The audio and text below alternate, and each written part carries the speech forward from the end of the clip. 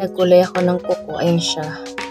So, papakita ko siya sa inyo habang hindi pa siya nababakbak. Natanggal yung ating camera. Habang hindi pa siya nababakbak. Ayan. Pero hindi ko bet yung kulay niya kasi parang hindi siya nakakaputi ng kamay. At parang pang matanda yung color niya. Ito siya guys. Hiyoko Nail Polish. Ayan yung brand na ginamit ko. And as of today, tahimik yung bahay kasi mag-away kami ng asawa ko.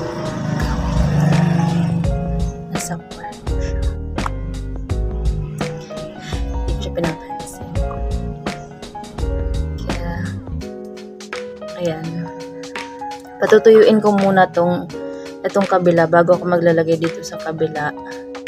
Kasi, pagka may bumili, kapag parehong meron, mahirapan ako magsuklay, magkuha ng ano. Kailangan patuyuin ko muna itong kabila bago ako magkulay dito sa kabila. So, yun siya. Marami akong ibang mga color pa dito, pero ito yung bagong bukas ko lang to. Ito ay nagtitinda din naman ako ng ganito. So, nagbukas ako ng panibagong kulay. May kulay na ako dito na white. Meron din akong red, itim, at saka green, and ito yan. Yan siya. Ito may beige. Tapos green, black, and yung pula natin. Kinuskusan ko lang siya para dumikit yung polish. Kinuskusan ko lang siya nito. And by the way, hindi pala ako nagpapakulay. Alam niyo yun sa mga nagbabahay-bahay or salon kasi unang-una sa lahat sa salon napakalayo dito. And then hindi rin naman ako yung sa mga nag-house to house na mga naglilinis ng paa or basta ng mga kuko. Hindi ako nagpapaganon kasi natatakot ako baka magka-ingrown ako and baka basta mas gusto ko na ako nalang maglinis ng kuko ko sa ngayon na kasi basta yun. At may dumaan na motor. So, may nakaharang bang buhok sa ano ko. Minsan kasi kada mag-vlog ako, nakakain ko yung buhok ko, guys. Nandito yung buhok ko. Ayan na naman siya. Bida-bida talaga yung buhok na to sa aking recording. So, yan siya. Hindi pala siya maganda. Pero baka maya magustuhan ko na rin naman siya. Maganda talaga yung white at saka yung black and yung red. Eto, tineternohan ko ng to. Kapag naglalagay ako ng red, naglalagay din ako nito. Nilagyan ko siya ng heart dito. Ayan, para style. Para mag-mix naman yung color. So, yun siya. Ang tahimik dito ngayon. Dahil today is Wednesday. And, ayun, ang tahimik. Sobra. Parang nasa subdivision ako na malalaki na walang tao-tao. Ganun. Kasi, syempre may mga pasok yung mga estudyante and kahit sabihin natin na ilang steps lang, kalsada yung nasa kalsada na tayo, pero yung mga marinig mo lang talaga yung mga sasakyan ng mga dumadaan. Kasi mamayang hapon pa sila magsisipaglabasan yung mga tao dito. Nag-order na ako ng electric fan para patuyuin yung ating nail. Ayan. Pang thumbnail. Tapos, ang init-init ngayon. Grabe, sobrang init talagang. Tuyong-tuyo nito ang sinampay namin. Kasi yan. Gusto niyo bang malaman kung anong reason kung bakit kami nag-away? Marites ka talaga eh. Marites ka rin talaga eh. So, yung reason, sa maliit na bagay lang naman. Dahil, syempre ako kasi talaga ayoko na, may trust issue ako na kapag, basta ayoko yung sugal. Ayoko yung nagsusugal yung partner ko. Ito kasi siya, syempre, pampalipas oras, alam niyo yun. Okay lang naman sa akin sana kasi minsan-minsan niya lang naman ginagawa, pero nung mga past few days araw-araw na nagaganon. Kasi ang pinupunta ng mga barkada niya dito para pampalipas oras o ganyan-ganyan. So, parang uminit lang bigla yung ulo ko. Nagkaroon ng tinoyo ako. Kasi una sa lahat, nagsusugal na siya. Tapos, marami pa siya mga pagkakamali dito sa bahay. Alam mo yun, naiinis ako sa kanya kasi makalat, ganyan. So, ayun, hindi ko siya pinansin. And, natulog lang kami kagabi na, alam mo yun, sarap-sarap ng tulog niya, pero ako hindi ako makatulog kasi nga masama yung loob ko, ganun. Tapos, ngayon, tulog siya. Ewan ko, ako lang ba yung ganun? Siguro yung makakarelate dito yung mga, yung may mga asawa na din, no? So, yun yung talaga makakarelate sa akin kasi siguro normal naman din talaga sa mga mag-asawa, sa mga mag-jowa, sa mga may relasyon na nag-aaway talaga minsan kasi siguro hindi naman kasi natin talaga maiwasan yun kasi lalo na kapag unfair, alam niyo yun, hindi pwedeng unfair, di ba? Kailangan pantay-pantay dito. Yun, so, ayun lang naman guys, nagkaroon lang naman kami ng kaunting hindi pagkakaintindihan. Tapos kanina nag-ano siya ng baboy namin, nagpakain siya ng baboy namin. Siya pinapansin hanggang sa nakauwi na siya. Natatawa ako kasi nagluto ako ng sarili kong ulam. Tapos nagluto din siya ng sarili niyang ulam kasi ayoko ng paksiw. Gusto prito. Tsaka spam. Siya gusto niya paksiw. Nilaga. I mean, isda palagi. Isda. Na may sabaw. Ayaw na mga karne. Yun. Tapos, huwag ko healthy living ata siya. Kasi ako parang minsan nakakasawa din yung isda. Pero, mas gusto ko na rin naman sa ngayon isda. Pero iba-ibang iba-ibang putahe lang. Pero, ayun nga. Kumain kami kanina ng hindi sabay. Palo ka dyan. Diba? So, magbabata rin naman kami. Pero, as of now, ayun siya. Nalaman ka ngayon sa akin, So, yan ang Trisha Botran Life. Kaya, subscribe ka na sa mga hindi pa nagsasubscribe for more chika and update. Yung init sa mga init na guys. Andal tayo ng electric fan. Ang init ng panahon. Tapos, ang tahimik ba dito? May nagbabike. Sister-in-law ko nagbabike. Ang init-init, nagbabike. Sunog. And guys, akala siguro feeling binata pa rin siya, may asawa na siya. Hindi niya na magagawa yung mga bagay na gusto niya. Sabi ko nga sa kanya, pwede mo naman gawin kung ano yung mga bagay na gusto mo. Pero, alam mo na kung anong mangyayari sa atin. Bahala ka kasi bago ka naman nag-asawa alam mo yun, nagawa mo naman yung mga gusto mo sa buhay. Pero hindi pa siya siguro talaga kontento kasi mga barkada niya, mayroong kakahiwalay lang, tagal-tagal na relasyon. Pero basta hayaan niya na yung mga barkada niya. Tapos gusto niya pa ngayon sumama ng basketball doon sa, may parang mentor barangay ata, gano'n. Na maglalaro sila. Kasi mahilig rin siya sa basketball. Ayan, puro basketball. Basketball is life. Ball is life. So, gusto niya sumama. Naiinis ako. Dadalhin yung tricycle namin. Tapos ang dami-daming mga nakasakay.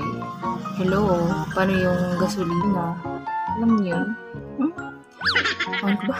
Na-unfair lang ako kasi siya magagawa niya kung anong gusto niya. Basketball siya, maglalaro siya, susugal siya. Alam niya yan yung gano'n.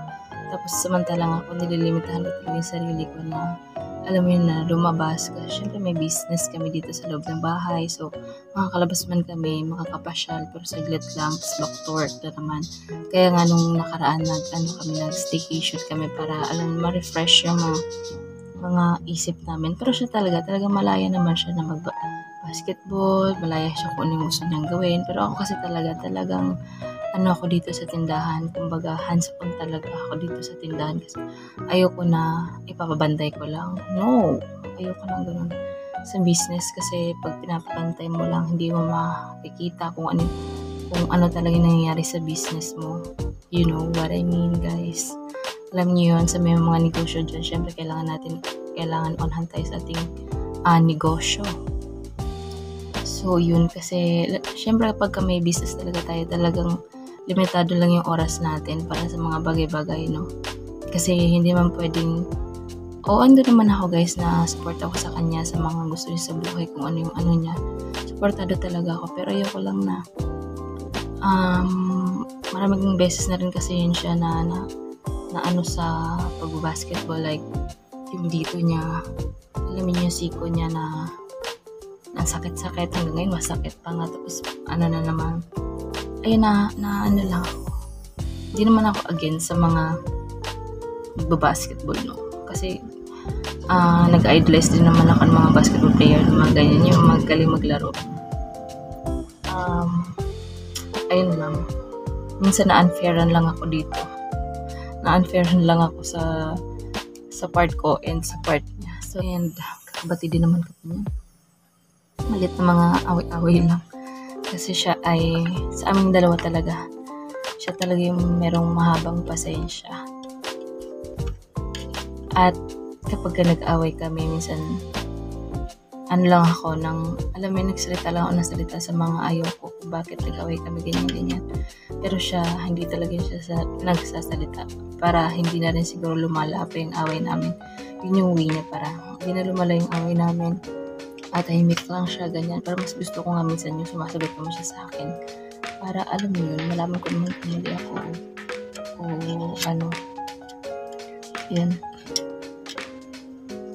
So yun, guys. Napag-isip-isip ko na ang init-init ng panahon, masarap kumain ng ice cream ngayon. Kaya meron tayo ditong ice cream.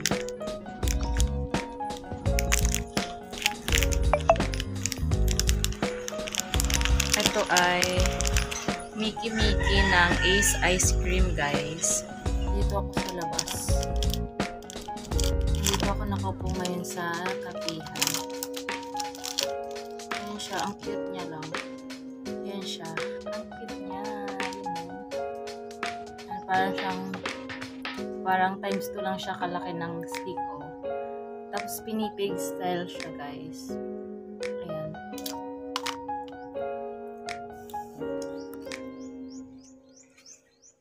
Kanta yan. Sarap. Ang tamis niya.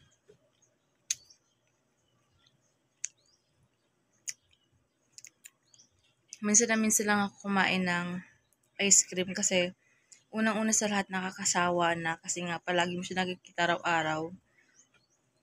Kumain lang talaga ako ngayon kasi sobrang init, and siguro dahil na din dun sa napanood ko na video na kumakain sila ng ice cream, and bigla akong nag-crave. Kaya kumain ako.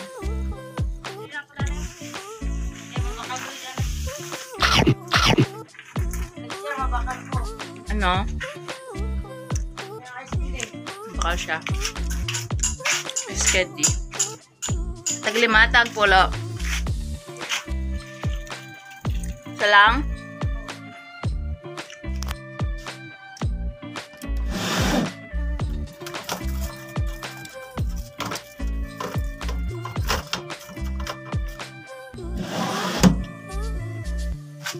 Ay, di ba pagsikare, be? Di ba pagsikare? Hindi, ay, pabawal mo. Si Imo. Si Bitoy, bumibili ng ice candy. Akin ice cream.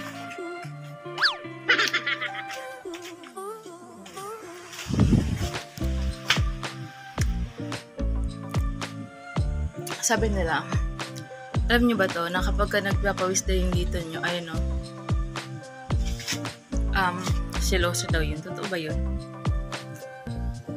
Saka naman, balik tayo dito sa labas. Sa akin naman, siloso naman ako, pero nasa lugar. Hindi naman yung basa-basa na lang magsiselos. Pero sabi nila, siloso daw. Pagka pinagpapawisan daw yung nguso, yun. Lagi talaga pinagpapawisan yung nguso ko na yan, guys. Ayan talaga. Ano talaga?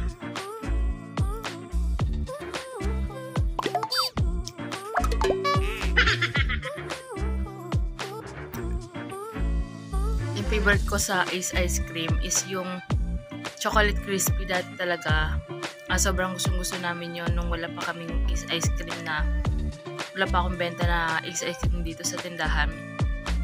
Bumibili kami ng chocolate crispy na mga 6 na peraso, 10 peraso, or 8 peraso. Ganun, kasi i-stock namin sa freezer. Para kapag gusto mag-ice cream, ganyan, meron kaming madudukot sa ref. Ganun. Many minutes later. Guys, hindi ako makatulog. Tapos, may kinuha pala siyang dito. Magbubuka salad daw kami na may fruit salad. Ayan, kasi marami tayo dyang mga buko kasi ito yung gagawin nating fruit salad and buko salad. Tapos, gumawa siya nito. Siya lang yung gumawa nito. Ang galing. Ayan, improvise lang guys. Kasi wala kaming pang Pero ang galing na din naman. Pero ang lalaki naman ito. Lagkod-lagko man kayo. So yun guys, hindi ko alam kung bakit naisip niya na manguha ng mga ganyan-ganyan ng mga nyug. Hindi ko naman sinabi. Gusto niya lang daw. Kasi nung nakarang araw kasi sinabi ko sa kanya na na masarap gumawa ng buko salad na may na may fruit cocktail. Eh ayaw niya naman. Tapos kanina kumuha siya ng ng buko kasi yung buko dito ni tata, 'di ba? Sobrang lang. Sobrang iikli. So kumuha siya ng 1, 2, 3, 4 na peraso. Tapos ako yung magkakayod, magkukudkod. Ang dami naman ito. Damon bala kayo ang 4. Kasi ang kapal-kapal ng So, yun gawin na natin. Umpisahan ko na para matapos na to. Kasi hindi tayo matatapos kung hindi tayo gagalaw.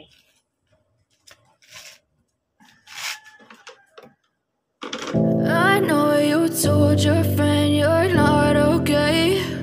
And tell me what's wrong and why you never said you felt that way. And guess you're trying to stay strong and fake a smile until I look away. But I've known you too long, it hurts to watch your blue eyes fade to gray as you fade away, as you fade away.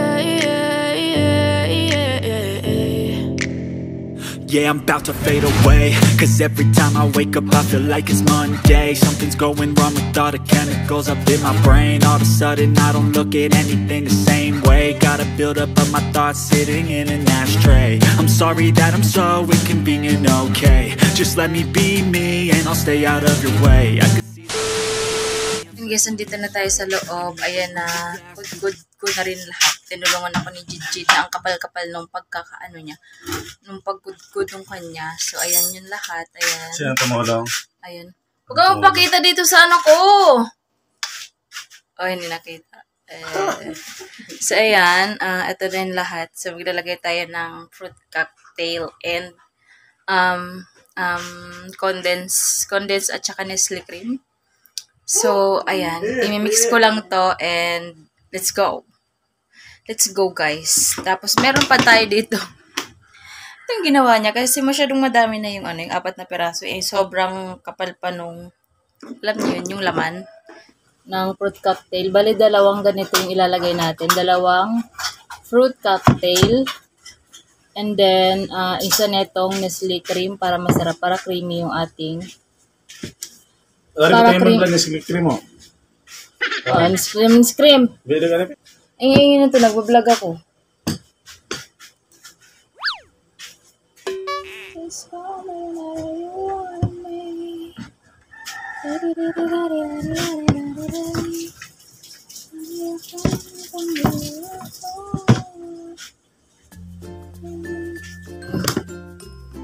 Condense. Ayan, ito yung ating condense kasi tinanggalan na natin siya sa lata dahil yung lata ginamit natin siya pang dito, pang kudkod. Yun yung ginawa nating improvise kanina na pinakita ko sa inyo.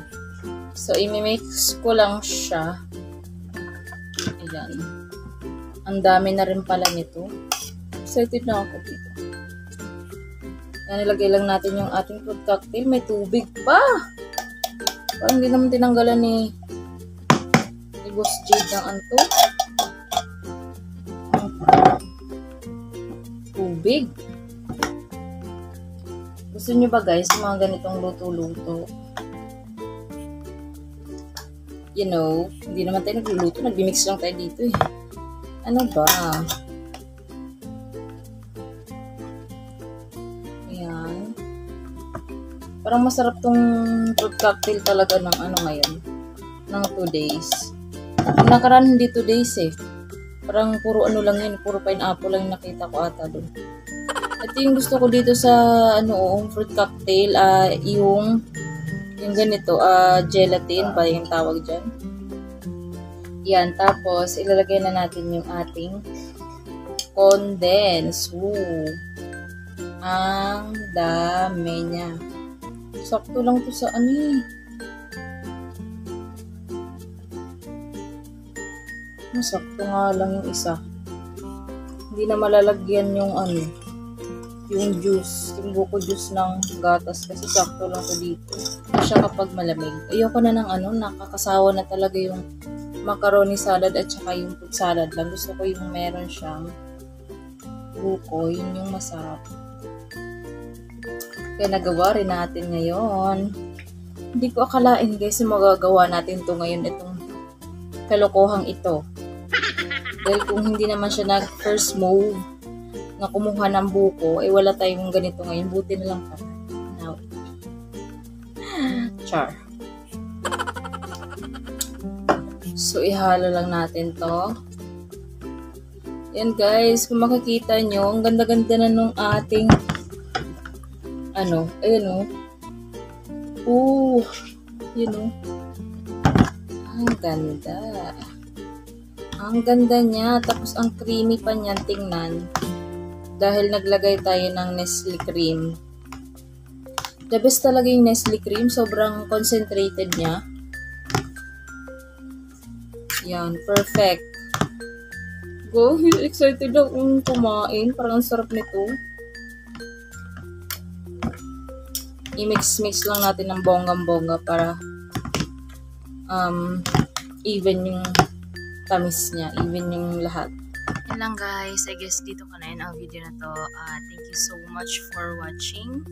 Hanggang dito sa dulo. Kung hindi ka pa nagsasubscribe, please don't forget to subscribe and hit the notification bell para updated ka every time na meron tayong bagong upload dito sa ating YouTube channel and para makasali ka sa ating mga pag-giveaway and sa ating mga paraffle.